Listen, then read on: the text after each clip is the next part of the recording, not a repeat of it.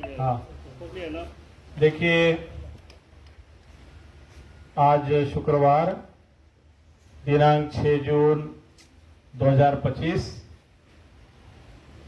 115 दिन आज धरने के पूरे हुए। शाम की वंदना होने के बाद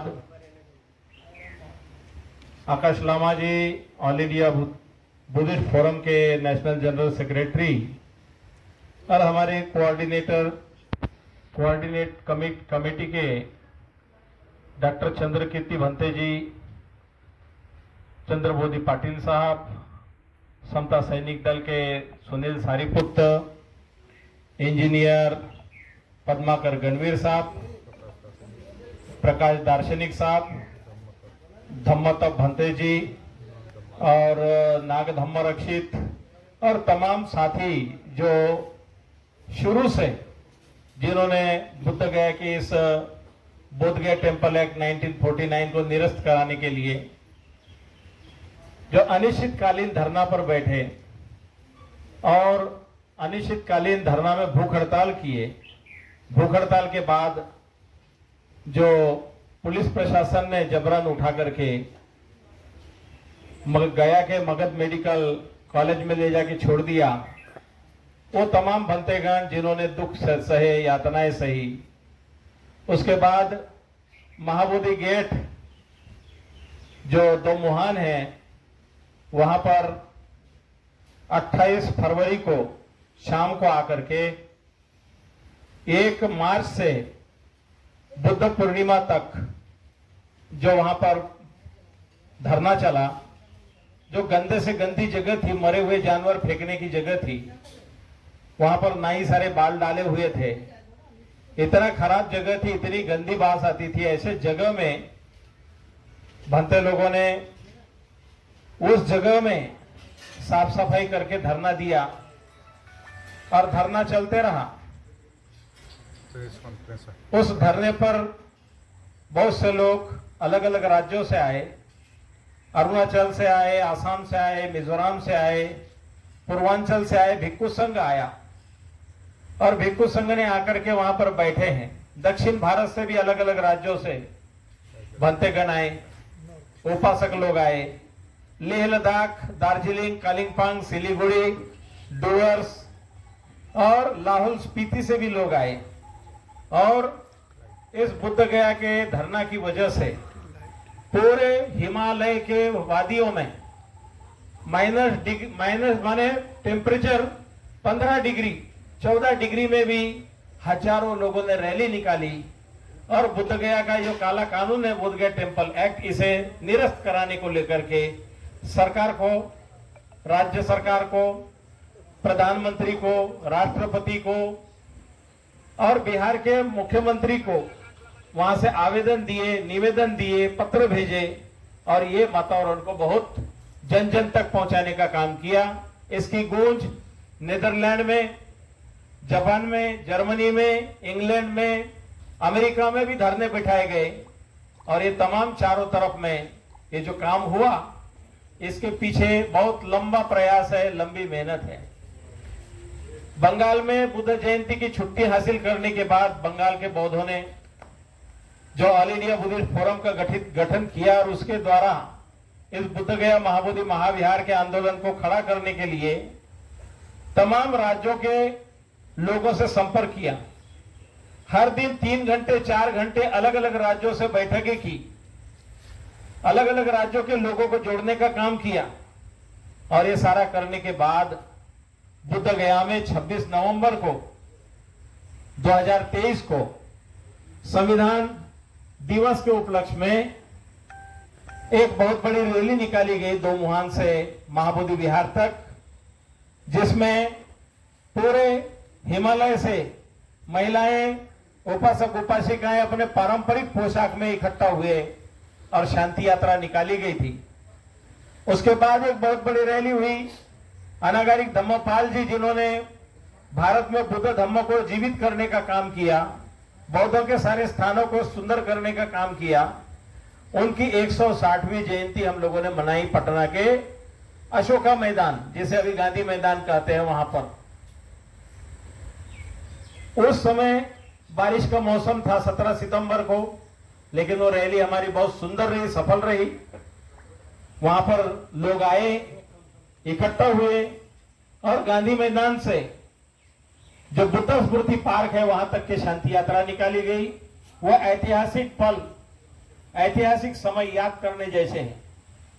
लगभग 550 संस्थाओं के मेमोरेंडम इकट्ठा करके 45,000 हस्ताक्षर करके ये तमाम बिहार के मुख्यमंत्री को ले जाकर के दिए हैं। बिहार के मुख्य सचिव के प्रधान सेक्रेटरी संजय लाल, उनके हाथों में हमने डेलीगेशन ले जाकर के सारा सौंपा है। कई बार निवेदन दिए, कई बार चर्चा की, लेकिन बिहार सरकार ने हमारी बात कभी भी हमसे बैठने के लिए तैयार नहीं हुए। अंत में हमें अनिश्चितकालीन भूख हड़ताल का कदम उठाना पड़ा। इसके लिए हम लोगों ने तमाम जितने भी बौद्ध देशों के राजदूत है, दूतावास है, वहां पर हमने जाकर के ज्ञापन दिए। एवं चाइना के दूतावास में भी जाके ज्ञापन दिया। मंगोलिया से लगा करके लाओस, कंबोडिया, तमाम बौद्ध देशों को भी ज्ञापन दिए गए। और उसके बाद माघ पूर्णिमा, गुरु रविदास जयंती का समय 12 फरवरी को महाबोधि विहार के जो कार्यालय है, बीटीएमसी कार्यालय, उसके सामने गोलंबर में हम लोगों ने जगह निश्चित किया।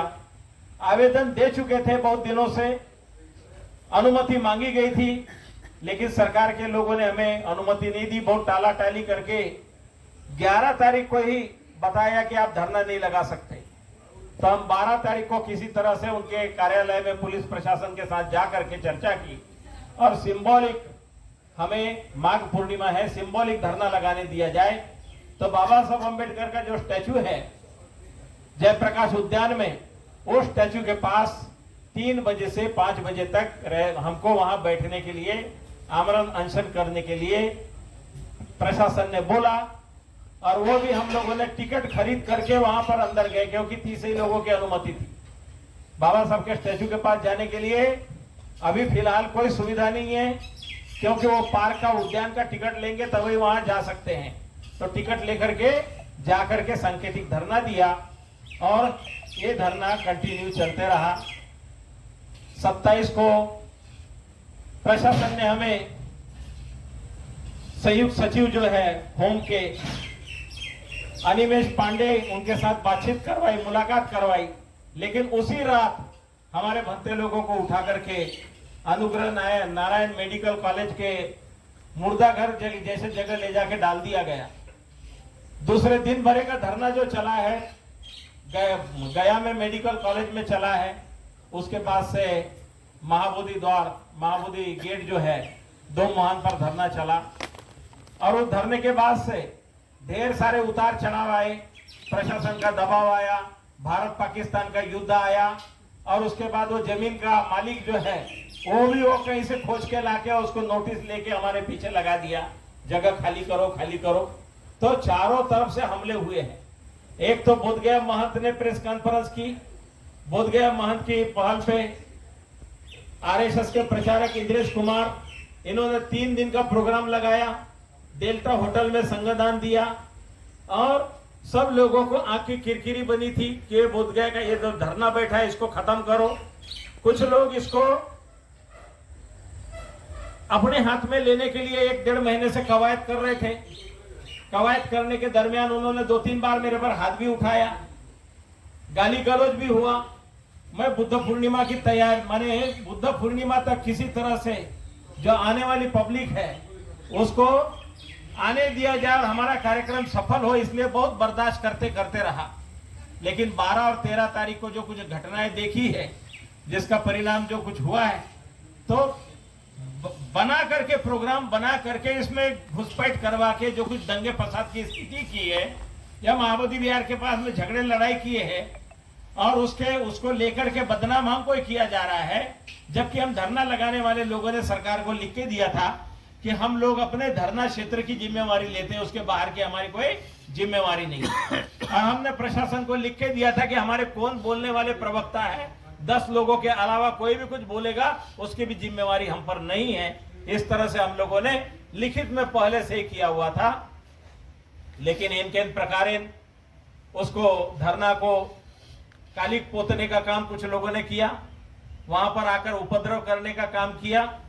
उपद्रव भी लोगों ने देखा है, किस तरह से उसको माने लोगों में मारपीट हो जाए, खून खराबा हो जाए, लेकिन समता सैनिक के जवान और यहाँ का जो पुलिस प्रशासन सारा पूरा भरा हुआ था, ढेर सारे कैमरे लगा करके, तो वो अनहोनी रोकी गई।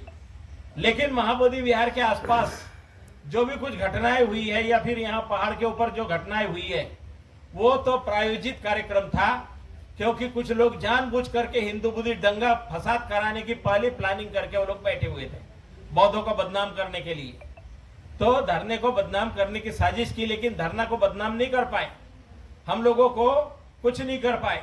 हम लोगों ने प्रिकॉशन देख के, कुछ लोगों ने जो उपद्रव किया, तो हमने पुलिस प्रशासन को साथ दिया है, लिखा है, क्योंकि ये छोटा मोटी बात नहीं है। ये अंतर्राष्ट्रीय बौद्धों की ओर से हम जो बैठे हुए हैं, ये दुनिया के बौद्धों के अस्मिता का सवाल है कि बौद्धों का स्थान बौद्धों के व्यवस्थापन में नहीं है।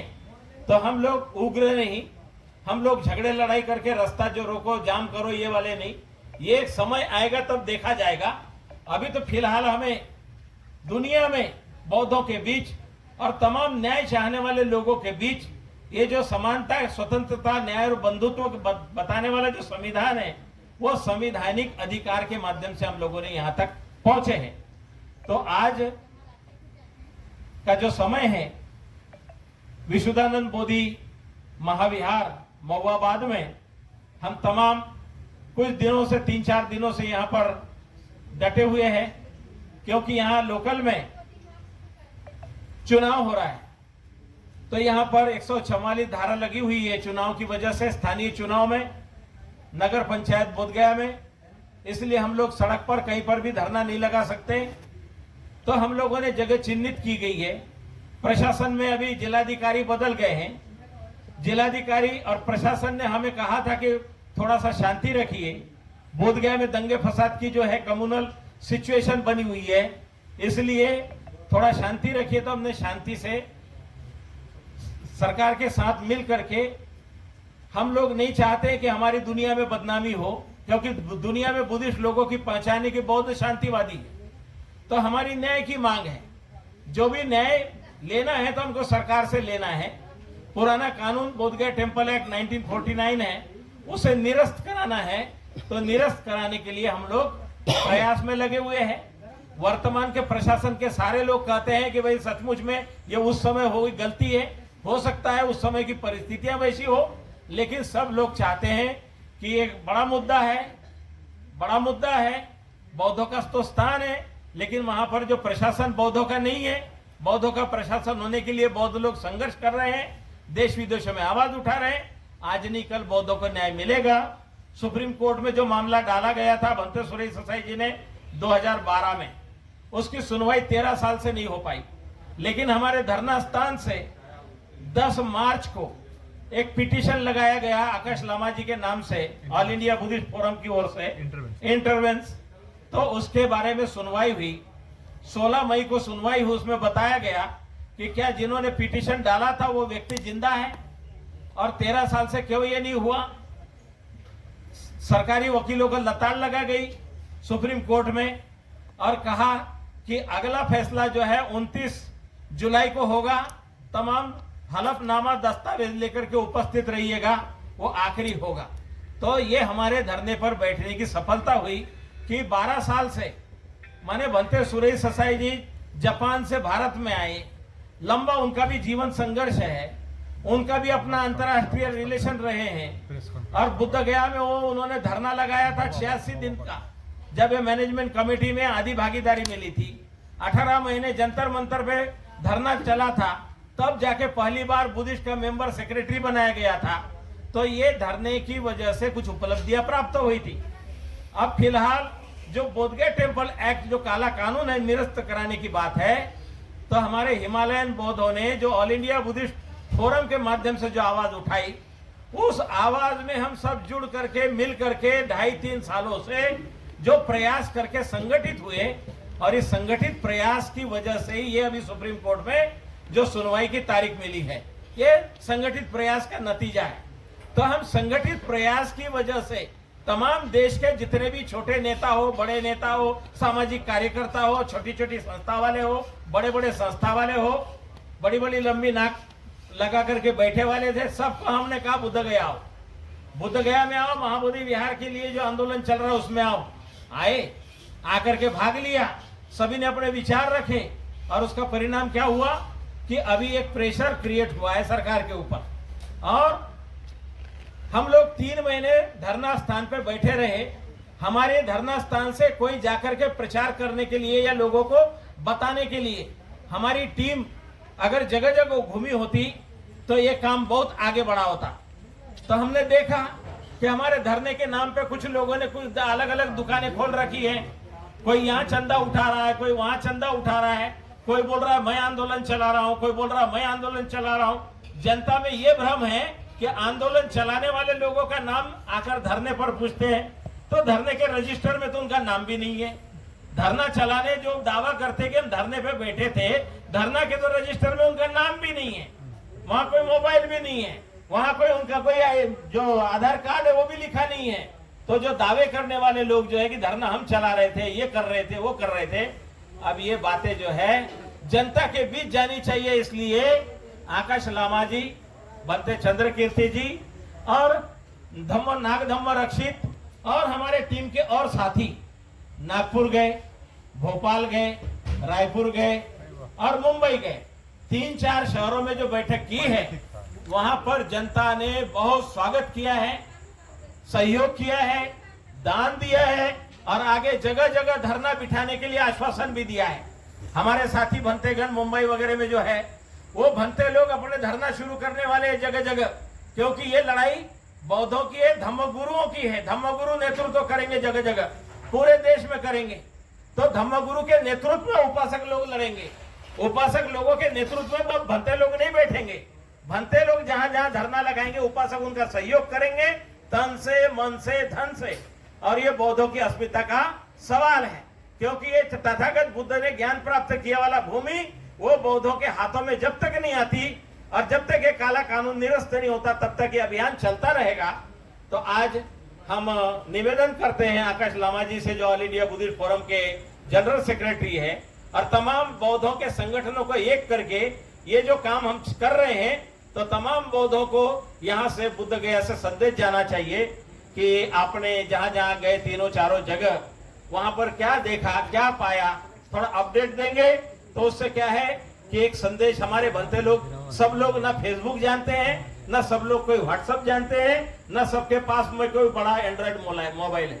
तो इसलिए जो तमाम यहाँ धरने पर बैठे हुए बनते लोग जो है उनके लिए आप जानकारी दीजिएगा, और साथ ही साथ जिनके पास फेसबुक वगैरह लाइव करने की सुविधा है वो लाइव करेंगे। तो आकाश लामा जी, आप जरा हमारे तमाम भंते लोगों के लिए अपडेट देंगे। और हमारे पूज्य भदंत शीलानंद महास्तवीर, जो कि ये हमारे वरिष्ठ भंते हैं, 4 दिन पहले उनका स्वास्थ्य बहुत गड़बड़ हो गया था और बहुत कमजोर हो गए थे, तो बहुत निवेदन करके उनका थोड़ा सा इलाज वगैरह करके और अब चलने फिरने लायक और बैठे हुए हमारे बीच में। तो तमाम भंते गणों को जो भी असुविधाएं या कुछ भी होगी, तो ये युद्ध है, ये युद्ध में हम सब सैनिक लोग जो है डटे हुए हैं। तो आप ध्यान से सुनिएगा। आकाश लामा जी, जरा अपना संदेश दें। जी धन्यवाद बंते जी। सर्वप्रथम भिक्षु संघ के हमारे यहाँ तमाम जितने भी भिक्षु डटे हुए हैं, और ये हम आप लोग जो है भिक्षु लोग, ये मैंने नागपुर में भी बोला,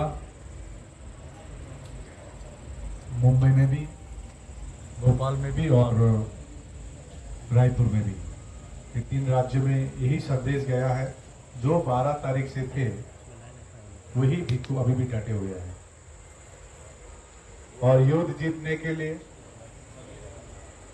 ऐसा योद्धा चाहिए, योद्धा भिक्षु चाहिए, उपासक चाहिए। मैंने नागपुर में वहां पर हमने मिला था चिंचुले जी, जयंती जी, उनको भी परिचय दी। युद्ध जीतने के लिए छोला भटूरा खाने वाला भिक्षु से जीती नहीं जाती है। जो यहाँ से राशन ले जाते थे, शिविर चलाते थे, 150 रोटी ली जाती थी, ऐसे सिर्फ आंदोलन जीती नहीं जाती है। आज सुबह मैं के बौद्ध जी का एक पोस्ट पढ़ रहा था, आकाश लामा बीटी एक्ट निरस्त करने के पीछे और कुछ लोग आकाश लामा के पीछे। तो ये तो 3 राज्य जो मैं घूम के आया हूँ, इसका मेन उद्देश्य क्या है? सत्यता जनाना। असल में क्या हो रहा है बोध गया में? हम तो देख रहे हैं व्हाट्सएप फेसबुक में, वहाँ पर अतिक्रमण हो रही है, डुंगसर में हो रही है, महाबोधि में हो रही है, और धरना को उठा दिया गया या भाग गया, बहुत सा गलत फहमी फैला रहे हैं। असलियत क्या है? असलियत क्या है ये जानकारी दी।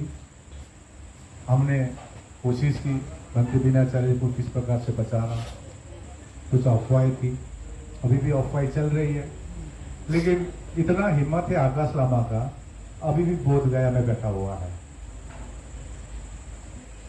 और इतना हिम्मत है देश भर घूम के मैं, जैसा पहले 3 साल पहले जिस घूम के बीटी एक्ट के बारे में जानकारी दी, अभी भी सत्यता क्या है ये जानकारी दे रहे हैं।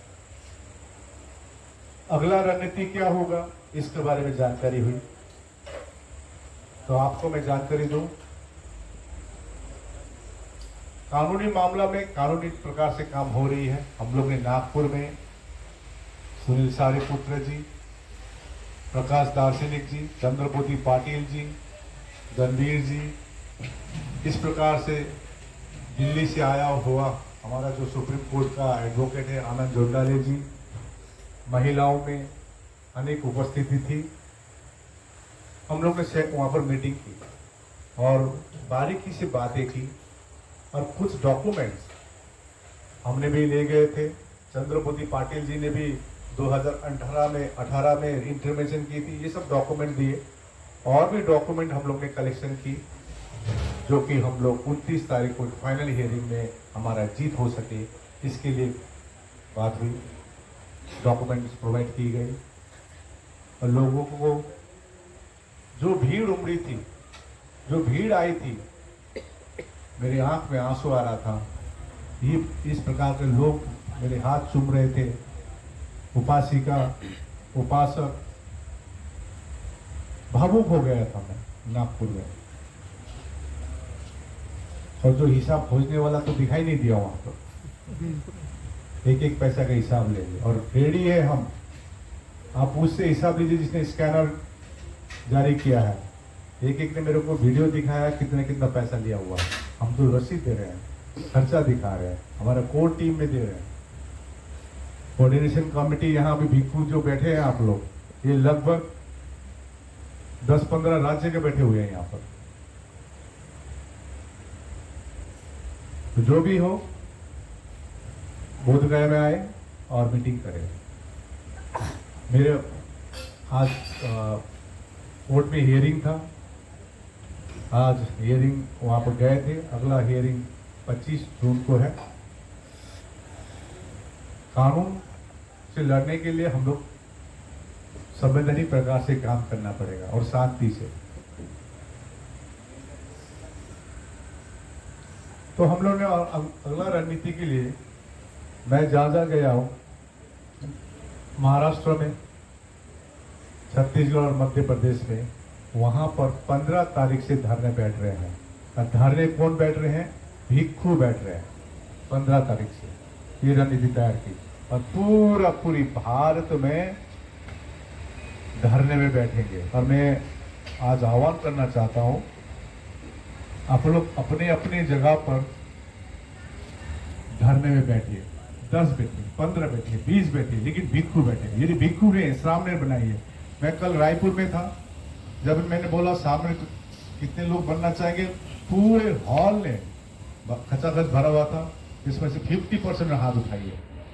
और कल रायपुर में लगभग छत्तीसगढ़ में जितने डिस्ट्रिक्ट है, 33 डिस्ट्रिक्ट में लगभग 20 डिस्ट्रिक्ट के लोग आए थे। कितनी भीड़ थी।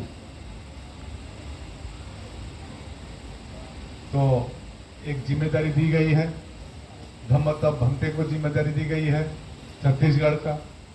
उस प्रकार से महाराष्ट्र के डॉक्टर चंद्रकीर्ति भंते को जिम्मेदारी दी गई है और नाम धमा रखीता को भंते को मध्य प्रदेश का। वहां पर हमारे मध्य प्रदेश के कार्यकर्ताओं को जिम्मेदारी दी गई है। आज तीनों राज्यों में समीक्षा सभा होगी। समीक्षा सभा के बाद एक फिर अगला रणनीति तैयार की जाएगी। और मैं अनुरोध करता हूं अन्य राज्य को भी कि आप लोग भी अपने अपने जगह में धरना बैठ जाइए। तब तक बैठिए जब तक हमको न्याय नहीं मिलेगा। एक चेन टाइप का, क्योंकि आज देख रहे हैं आप फेसबुक में वहां पर काम शुरू हो गया है। मुंबई में हो या आपका नागपुर में हो या छत्तीसगढ़ में हो, तो आप पूरे भारत से, क्योंकि मैंने भिक्खु क्यों कहा, तो भिक्खु चीवर का एक शक्ति होता है। तो 10 चीवर धारी यदि बैठे भिक्खु में तो इससे बड़ा प्रभाव पड़ता है। तो पूरे भारत में ये आह्वान किया गया 15 तारीख से आप लोग बैठिए। और 15 तारीख को मेरे को विभिन्न राज्य से, उत्तर प्रदेश से, हरियाणा से, पंजाब से, राजस्थान, दिल्ली, इवन लद्दाख, हिमाचल प्रदेश, तेलंगाना, आंध्र प्रदेश, तमिलनाडु, पूर्व राज्य जितना नॉर्थ ईस्ट जितने भी है, सभी से निमंत्रण आ रहा है। मैं फिर 15 तारीख से, मेरा फिर 4-5 राज्यों का भ्रमण है 15 तारीख से।